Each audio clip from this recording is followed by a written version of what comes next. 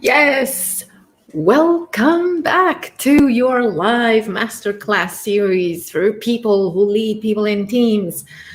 How great to have you here today. It's Friday. Okay, never mind that. I'm not going to sing because we have important stuff to cover. And talking about the important stuff that we have to cover, I just want to put it out here. So, for those of you who have been here all the way so far, you already know what we did. So, here it is. We discussed about preparation in the high performance cycle.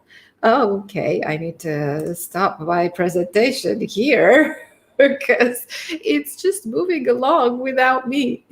Okay, so you already know that we talked about the preparation stage in the high performance cycle, right? We talked about emotional intelligence, mindsetting, power poses, body language, and everything that happens and how that influences mindset.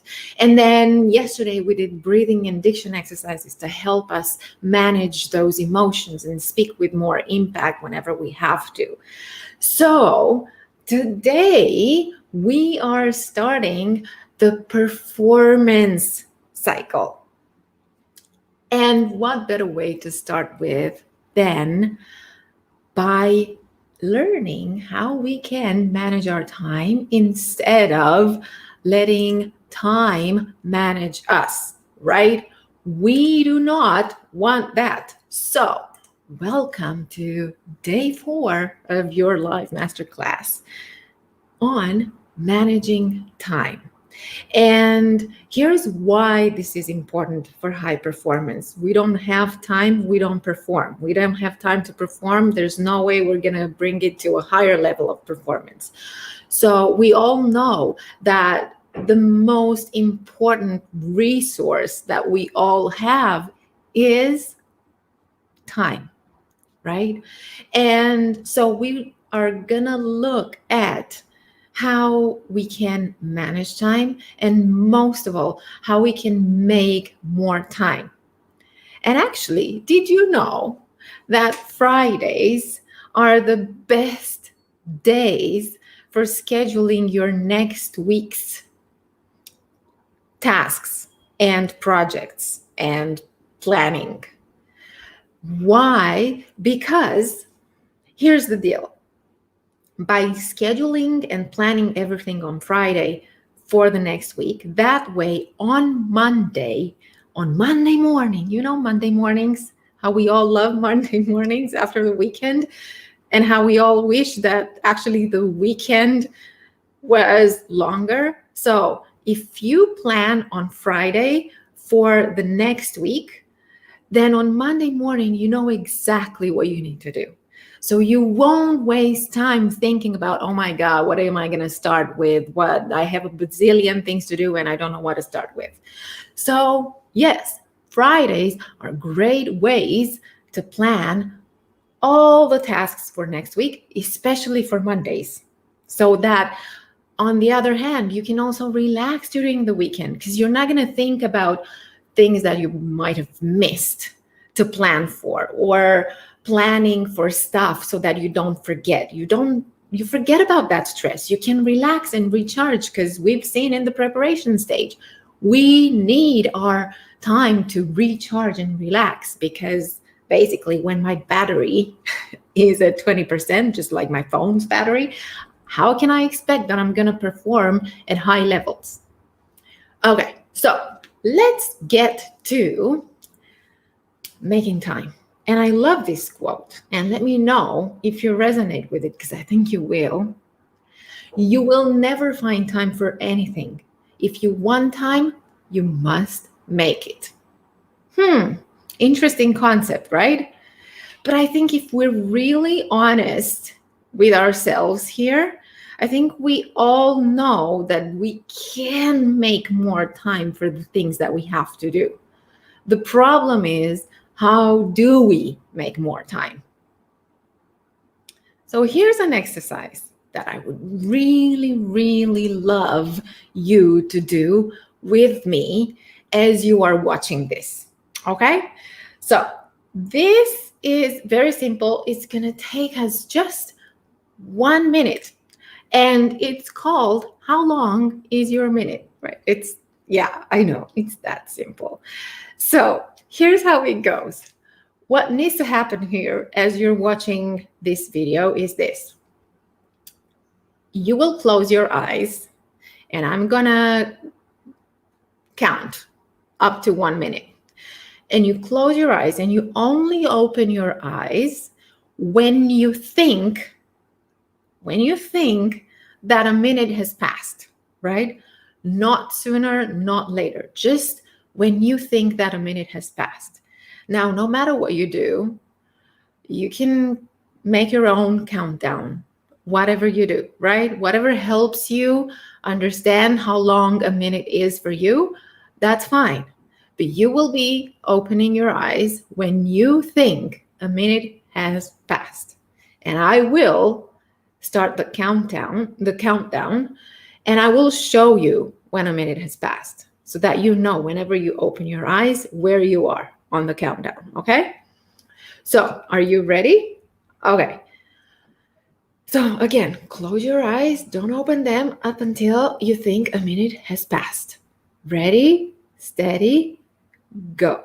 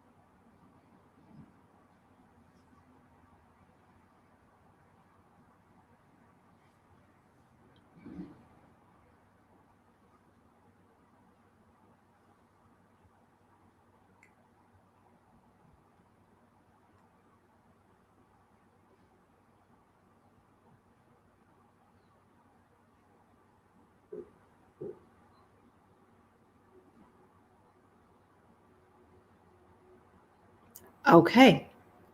Now, how did that go for you? I really am very curious. When did you open your eyes? Did you open your eyes before I stopped the countdown? Or were you with your eyes closed when I started to talk after I stopped the countdown because a minute has gone? What happened there? How was it for you? I mean, whenever you're watching this, just put it in the comments and let me know how long your minute was. And here's the trick with this exercise. It says, we all know, we all have the same 24 hours in a day, right? But what this exercise says is that time is a perception of each of us, right? I mean, yes, we do have watches. We can see time all over, everywhere around us, right? That's not the point. The point is that how long or how short a minute is, that's our perception of time. And our perception of time makes the difference between us feeling like, oh, I have plenty of time to do my stuff, or I feel like I don't have enough time. Like I never have enough time to do everything I need to do. So this is why this is important, because that's why some of us take a lot of time or take more time to get ready to go out. And I think I have a lot of time, right? Because I have my perception of 1 minute is that it's longer, possibly longer than it really is, right? For some of us, for me, I admit it too, time is a little bit diluted. I think I have time. I don't rush into things. Where for some of the activities, I never think I have enough time, and I will think I don't have enough time to do this. especially for those activities that demand a lot of focus. And you might know and think about yourself. How do you react? And how do you feel about time? How do you think about whether you have enough or don't have enough? And under each circumstance, think about what that circumstance is and why you think you don't have time, or that you have a lot of time on your hands, right? And why this is important, because if we look at the definitions of time management, managing time effectively means that we allocate the right time to the right activity. Now, this is huge because this is related actually to productivity, if you think about it, right? The more we can allocate the right time to the right activity, the more we get done.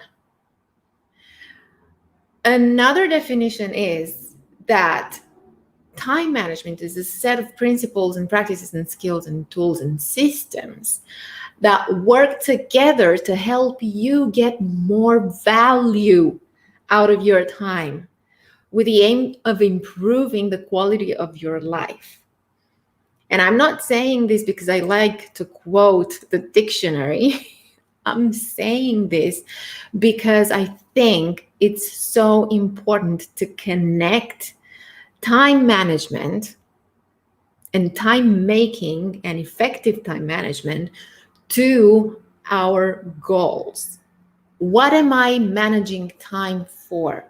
Because I want to get some value out of it.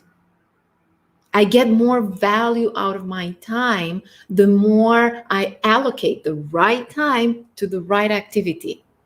How cool is that? How often do we think about the value, getting the value out of our time? And time management is self-management. Think about it. We all have 24 hours. Some of us get more done within that time span. Some of us get less and get more frustrated. That is a lot of self-management involved. That is why I'm saying all the time, start with emotional intelligence. Look at what we talked about on day one when we talked about emotional intelligence. But why time management is a lot of self-management as well is because we work with our perception of time, with our expectations of the results that we're going to get within a specific time frame, our targets, our tasks, and our distractions. So when we think about it, that is a lot. I'm not managing time at all. We're not managing time. How can we manage time? That's a concept. Time is not manageable. What we can manage is ourselves. We have no control over time, over how fast or how slow time passes. What we do have control over is our perception of it, our expectations of what's going to happen, and managing distractions. And because we talk about distractions, that's what we're going to cover next. But I wanted to make sure that you get this now, because I think it's important to have this shift in perceiving time management as self-management, really, because that gives us a sense of more control. When I say time management, I want some time management techniques, yes, but guess what? It's not about managing time. It's going to be a lot about managing yourself. So when I say time management techniques, the expectation there is that, oh, I'm going to get a cheat sheet on how to be most effective and most productive. And the thing is, the reality is it doesn't work this way. It does take some work for me to understand how I can manage myself and my tasks and my targets so that I'm more productive and efficient. It has nothing to do with anything external. It's all about working with ourselves for ourselves to improve the value of our time. That's important, because really time is the most important resource that we have. And it's just time passed, that's gone. You're not getting it back. So this is the reality, is this kind of self-management helps us get the best value out of the time that we have. Okay, so let's not get overtime here. Okay, so time wasters. We're going to talk about time wasters because those are our distractions. And for anyone watching this, whenever you're watching this, make sure that you click on the link in the description and get and register for the course, for the masterclass, because that's where you will be getting your handout. I have a full handout for this session that you can use. I'm going to talk to you about it, but you can make the best use of everything that we cover now in our half an hour together if you also go on and click on the link and get your handout. Okay, so here's the thing. Distractions are our time wasters. And in the handout, you have distractions or time wasters on page 3. And you have a table there that's going to help you after this masterclass. You don't have to do it now. But just go through that list and think about, what are your time wasters? What are your distractions? And be honest with yourself. It doesn't work if you're not, right? Be honest with yourself when you go through that exercise. Because here's the deal. Our time wasters are our not to do list.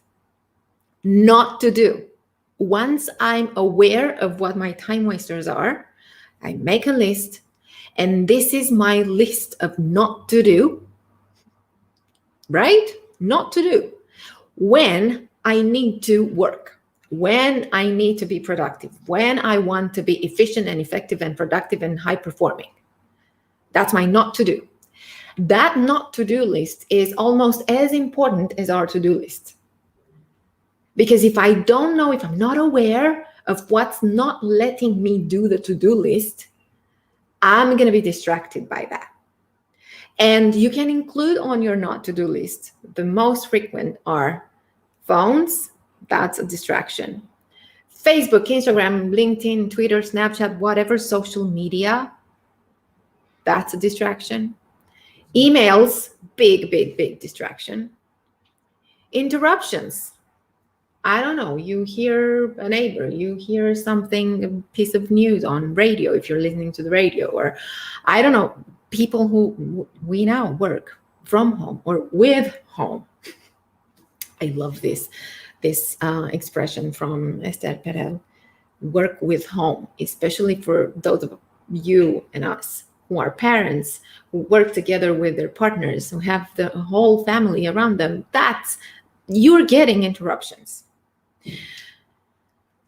What you can do is block your calendar and also let people know that you're busy for the next, 1, 2, 3, whatever amount of time that you're blocking your calendar for. Like, for instance, for this particular live, for the master classes, or whenever I'm teaching something, I'm in a workshop or in a client meeting, in a coaching session, I let my family know, because that is team family, right? They have to know, because otherwise they will interrupt, and they will interrupt without wanting to interrupt, because they don't know what I'm doing. People don't read our minds. So let's stop assuming that they do, because they don't. So let them know that you're going to be busy for a specific amount of time. What we can also do to eliminate distractions is set the mood for work.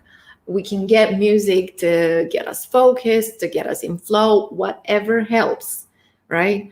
What I do is, of course, I switch off my phone, no emails, no nothing. I just have my PowerPoint. If I'm building a new course, I have my PowerPoint, I have my recording tools, I have my Word documents open and I start working and putting together a full course, for example, because that takes time and it requires a lot of focus. And make sure, whatever you do, that you have some snacks and water with you. So you don't have to get up all the time and interrupt yourself, right? So you will see a full list in the handout. Go check the link, download the handout, and get it from there. And once we've established what the time wasters are, so the not to-do list, then we can start to work on making the to-do list and planning and then executing. And these are the main time management components that we can think about. When we think about time management, we talk about prioritizing, planning, and executing. And so for prioritizing, again, in the handout, you have all of these techniques that help you build to-do lists and prioritize your tasks. Because what I see happening a lot of time with managers, especially, or people who, especially people who lead people in teams, and you will know this, is that there's so many things that need to get done that sometimes it's hard. It's super hard to prioritize and decide which one we start with, what's most important and most urgent. What is it that we need to start with? So you have your to-do lists in the handout. Go and download it and start creating your own priorities. So you can use the to-do lists in the handout, and just you will start to put your tasks in there, and then with these techniques, you will be able to prioritize and understand, okay, what is it what's the number one task that I'm going to start with? And ideally, if you do this, again, if you do this on a Friday for the next week, then on Monday, when you get back into work mode, you will know exactly what to start with. And that already saves a lot of time and helps you make more time, because you won't be wasting time thinking about what you need to start with. Okay? That's why I wanted also to share this quote. The secret of getting ahead is getting started, which is true. Sometimes how much time do we waste just thinking about what we're going to start with? What's going to be our number one thing that we're going to start working on, right? Now, some useful tips for you for starting to plan and prioritize and then execute is, first of all, schedule your breaks and personal activities in your calendar, because your personal, as we saw, right, the emotional state, the mind state, everything that goes on the inside, that's going to affect our level of productivity. That's going to affect the level of performance. So make sure that whatever you discover that works for you, as in exercise, meditation, yoga, outside walks, running, whatever you do for yourself to recharge your batteries, make sure that you schedule that in your calendar, because that is important business. That helps you bring business results. Don't forget that. You're the ones producing the business results, the service or the product that you're working on. So if you're not able to do it, there will be no product or service produced. And also what you can do is schedule similar activities in one day or consecutively. So for instance, you can schedule phone calls or virtual meetings in one block, and then focus time in one block. Because that way we minimize multitasking. And that's important because why? The research says it takes our brain between 15 to 20 minutes to refocus from one activity to the other. So let's say we've been in this virtual meeting, right? In this virtual masterclass together. And we've been doing this for half an hour. What happens is our brain will still be processing the information and the discussions and everything that we learned in these 30 minutes. And that will happen for the next 15 to 20 minutes. Now, let's say that after this masterclass, I want to focus on creating, a handout. What will happen is I will only really be focusing on doing that after 15 to 20 minutes. During that time, I will be all over the place, pretty much all over the place, and not really able to focus on that one activity. That's so different because it takes focus. I'm not engaging in conversation. That's a different kind of activity that my brain needs to switch towards. So as much as you can, schedule similar activities one after another rather than having phone call focus, virtual meeting, contract drafting, then another phone call or another meeting, and then I need to start designing my website. Just as, that's the idea, to have similar activities scheduled together. And now for execution, again, please download the handout, go on the link, download the handout, because you're getting all of these techniques that we were talking about and the Pomodoro technique. That for execution, that's also great, because what it does is it helps you, once you have your priorities established, then it helps you really chunk your work and really execute your, let's say you have a big project that you want to work on, and then that it will take a lot of time. What this technique does is it helps you work in chunks so that you're actually getting started and more excited about working on the project, because so many times we postpone some bigger projects, not because they're big, not necessarily even because we cannot allocate time, but because we know it will take a lot of time, it will take a lot of effort, it's not going to be easy, and it's not going to be enjoyable. I'm not going to see my rewards and my results right away.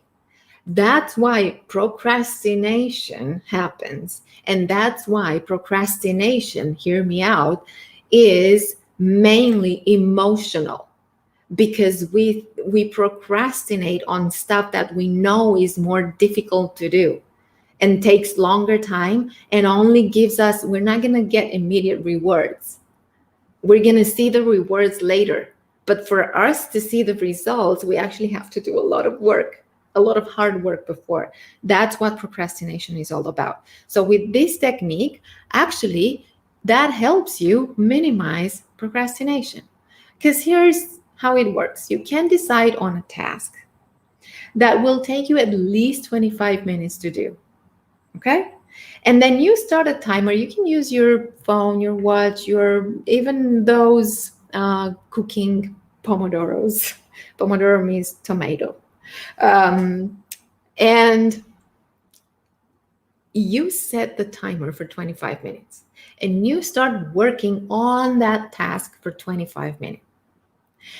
You never do half a Pomodoro. So if you want to interrupt that activity, you interrupt it, but then you reset the timer to 25 minutes again when you restart doing it. You don't do anything else but that for 25 minutes. And again, if you get distracted, you gently bring yourself back to work, or if you can't, you reset to 0. You can, at the end of the 25 minutes, you take 5 minutes break. And you can get up, stretch, go get some water, look out the window, whatever you want to do. And then you decide if at the end of that specific time, you want to start another Pomodoro right after the break, or you schedule the next one later on, right? And you can use a Pomodoro Technique tracker, which is also in the handout. So go ahead and please download it because it's yours to use and it's super helpful. What the handout helps with is that, for instance, let's say my task is finalize team activity report by lunch.